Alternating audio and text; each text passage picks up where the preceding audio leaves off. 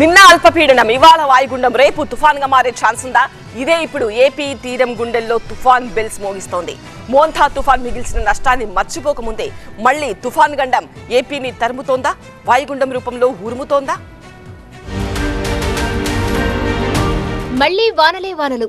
మరో 2 రోజులు భారీ వర్షాలు తప్పవు. బంగాళాఖాతంలో అండమాన్ దీవుల సమీపంలో ఏర్పడ్డ అల్పపీడనం మరింత బలపడుతోంది.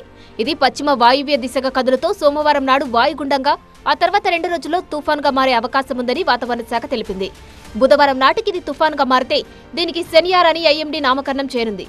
ఈ పేరును యునైటెడ్ అరబ్ ఎమిరేట్స్ సూచించింది. దీని ప్రభావంతో తెలుగు రాష్ట్రాల్లో పలు చోట్ల తేలికపాటి నుంచి మోస్తారు వర్షాలు కురిసే అవకాశం ఉందని వెల్లడించింది.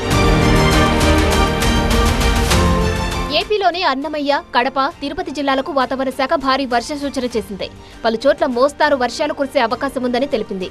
ఇప్పటికే ఏపీలోని పలు జిల్లాల్లో అక్కడక్కడ వర్షాలు పడుతున్నాయి. వర్షాల నేపథ్యంలో రైతులు అప్రమత్తంగా ఉండాలని వాతావరణ శాఖ అధికారులు సూచిస్తుండగా, ప్రస్తుతం వరి కోతలు జోరుగా సాగుతుండటంతో అన్నదాతల్లో ఆందోళన వ్యక్తమవుతుంది. ఈ నెల 28 నుంచి వర్షాలు కురుస్తాయని, అప్పటి నుంచి మత్స్యకారులు సముద్రంలో వేటకు వెళ్లొద్దని తుఫాను హెచ్చరికల కేంద్రం సూచనలు జారీ చేసింది. ఈ అల్పపీడనం పశ్చిమ వాయువ్య దిశగా కదులుతూ ఆగ్నేయ బంగాళాఖాతంలో తుఫాన్గా మారే ప్రమాదం ఉందంటోంది విశాఖ తుఫాను హెచ్చరికల కేంద్రం.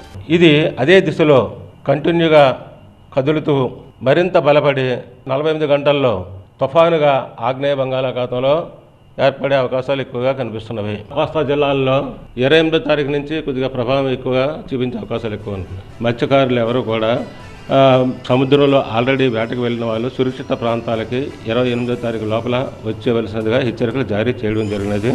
ఇది ఒకవేళ తుఫాన్గా మారితే తీరం దాటే ప్రాంతంపై ఇంకా స్పష్టత రాలేదని నిపుణులు చెబుతున్నారు.